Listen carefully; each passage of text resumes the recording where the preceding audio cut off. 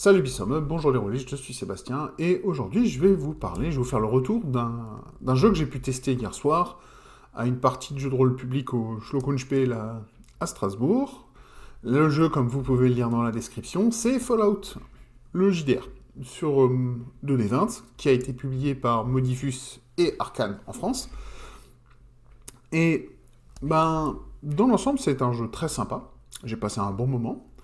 Même si je pense que c'est le scénar du bouquin qui nous a fait jouer, le MJ, il manque un truc dans ce scénar. Enfin, ou alors il y a un truc qu'on n'a pas vu.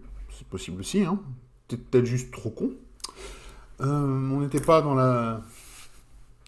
le bon espace mental pour jouer ce scénar. Ça s'est fini en un déferlement de violence où on jouait 4 héros qui au final étaient plutôt 4 raiders qui ont essayé d'attaquer à eux 4 une ville fortifiée. Comme vous vous en doutez, ça s'est mal fini. Enfin bon, voilà. L'histoire et le jeu, la partie n'a pas d'importance en elle-même. Ce qui va quand même compter, c'est un peu la vie que j'ai réussi à me faire du jeu. Si vous avez joué à Fallout 4, et que vous aimez le jeu, ce qui est mon cas, si vous aimez bien le système de D20, si vous aimez bien les jeux avec un gros morceau, on va dire, un peu comme dans le jeu vidéo, où l'équipement a son importance, où on peut modifier, où l'équipement est très modulaire, quoi. Les armes, on peut les modder, les armures, on peut les modder. C'est le système quasiment sorti du jeu vidéo qui a été foutu dans le jeu de rôle, avec talent, parce que c'est quand même un sacré boulot. C'est un système qui est quand même assez gros dans le jeu vidéo. Le système de combat est tout à fait correct. Ce système de combat de D20, quoi. Hein. Il n'y a pas de... Le jeu n'a rien fait pour réimaginer le système ou pour révolutionner le système. Il a toujours les mêmes défauts, il a toujours les mêmes points positifs. Donc si vous avez déjà joué à du 2D20, vous ne serez pas dépaysé par le système, et vous pourrez vous concentrer sur l'univers. Le problème, si vous êtes comme moi et que vous n'appréciez pas 2D20, ça va être dur de rentrer dans le jeu, parce que il souffre des mêmes problèmes que les autres de D20, c'est-à-dire qu'à partir du moment où on passe la difficulté normale, où on arrive dans les choses difficiles, c'est plus qu'elles sont difficiles, c'est qu'elles sont quasi impossibles. Et que le système de points... Et en fait, le problème, c'est que le jeu, il a deux systèmes qui fonctionnent en boule de neige, qui sont opposés. Tant que les joueurs arrivent à avoir plus de succès qu'ils n'ont besoin pour réussir leurs actions, ils gagnent des points. Soit ils peuvent les réutiliser assez rapidement, soit ils peuvent stocker jusqu'à 6 points qu'ils pourront utiliser dans un pot commun pour acheter des dés et des choses comme ça. Et donc ça, c'est le premier effet boule de neige. À partir du moment où on commence à empiler les succès, les succès inutiles, on commence à accumuler des points qu'on peut réutiliser derrière. Et donc, boule de neige dans ce sens-là. Parce que là, le but, en fait, c'est de toujours jeter trop de dés pour pouvoir avoir plus de succès, pour pouvoir avoir plus de points.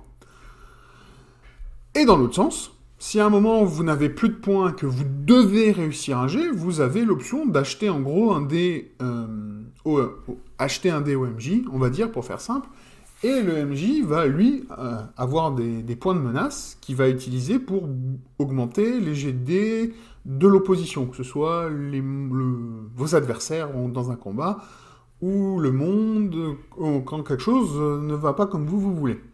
Et donc, c'est aussi un effet boule de neige, mais dans l'autre sens. Parce que on commence à accumuler, on a eu ça à partir du moment où l'histoire a vraiment commencé, où l'enjeu a monté, en gros on n'avait plus que 24 heures en gros pour avoir une chance de survie, les difficultés ont augmenté, et on n'arrêtait pas de donner des points au MJ pour avoir des chances de réussir nos jets de dés, nos tests. Et au final, on est arrivé à un moment au combat où les ennemis... Bon, alors déjà, on n'aurait jamais dû rentrer en combat, mais on n'avait pas le choix. Le scénar ne laisse pas le choix, en fait. C'est un problème du scénar, c'est pas un problème du jeu, ça. Et donc, on est arrivé dans cette situation d'effet boule de neige, mais pour les adversaires. Et donc, on s'est fait démonter. Parce qu'on n'arrêtait pas de prendre des points, de prendre des points, de prendre des points... de donner des points MJ, et bah, forcément, lui, il les utilise, hein, c'est normal, ça fait partie du jeu. Donc voilà, et c'est pour ça que moi, j'apprécie pas du tout ce système en tant qu'MJ, parce que c'est un jeu qui vous emmène, qui force le MJ dans la position du moi contre eux. Et c'est vraiment mauvais. Et ça n'amène jamais des bonnes histoires. Jamais. Vraiment jamais. Hein. Et là, une fois de plus, bon alors, le fait que le scénario n'était pas super clair, pas super précis, il n'a pas présenté suffisamment les options aux joueurs. Je pense qu'il n'avait pas non plus présenté suffisamment les options MJ, parce que je ne suis pas sûr que lui les avait non plus, les options. Alors bon, c'était suffisamment un bon MJ pour arriver à improviser, il aurait pu s'en sortir. Mais une partie publique où on a pris du temps pour la création de perso, c'était un peu compliqué. D'ailleurs, création de perso, elle, tout à fait sympa, assez rapide pour des persos niveau 1. On distribue les points de carac dans le système dans le spécial.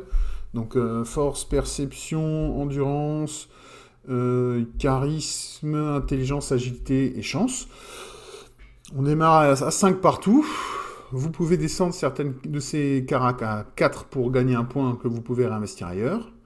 Et vous avez 5 points supplémentaires à distribuer, avec un minimum à 4, un maximum à 10 pour la plupart des gens. Il y a des exceptions. Et en gros, vous devez arriver à un total de 40 points sur vos caracs, et puis c'est parti. Donc ça, c'est facile, c'est rapide, c'est sympa. Le fait d'avoir intégré le système de segmentation du corps pour les différentes armures, un peu old school, à la GURPS, enfin, et tout cela, c'est sympa. Moi, j'aime beaucoup, mais ça ralentit les interactions au moment du combat, parce qu'il faut... On perd un temps fou. C'est encore pire que Donjons et Dragons dans ce côté-là, parce que là, il faut un test pour vérifier si on touche, il faut un jet de dés pour les dégâts, et il faut un jet de dés pour la localisation des dégâts. Donc voilà, donc c'est un jet de dés en plus dans l'enchaînement. Donc voilà. Je pense qu'il gagnerait à aller un cran plus loin et alors être beaucoup plus tactique. Minimap, figurine, compagnie, et là, ce serait fun. Parce que c'est le cœur du jeu, on va arrêter de se mentir. Fallout, surtout depuis Fallout 3 et 4, le cœur du jeu, c'est de tirer, de se battre. Il y a un peu de RPG, mais c'est plus devenu des FPS avec un morceau de RPG dedans que ce qu'étaient les vieux Fallout, qui étaient vraiment des RPG avec un module de combat tactique posé dessus pour pouvoir gérer les combats. Puisque à l'époque, c'était un système qui aurait dû être GURPS et qui est finalement, ils ont créé le spécial parce qu'ils ont perdu la licence GURPS. Donc voilà. En tout cas, le jeu, moi je le trouve intéressant, j'adore l'univers, donc forcément je suis un peu partial.